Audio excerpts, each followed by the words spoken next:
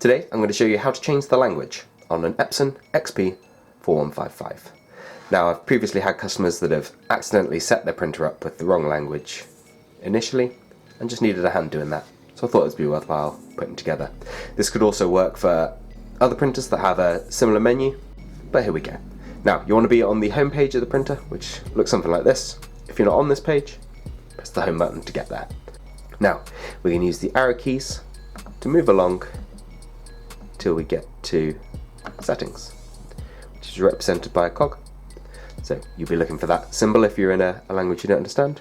Press OK. Now you want the second option down, which is basic settings. So press down once, then OK. And then from this screen, you want to go down to language, which is the third option down. So you press down twice more, press OK. Now I'm on English already, but if you need to get there, I'll just give you some idea of the context of the menu. Go right up to the very top option, which is Arabic.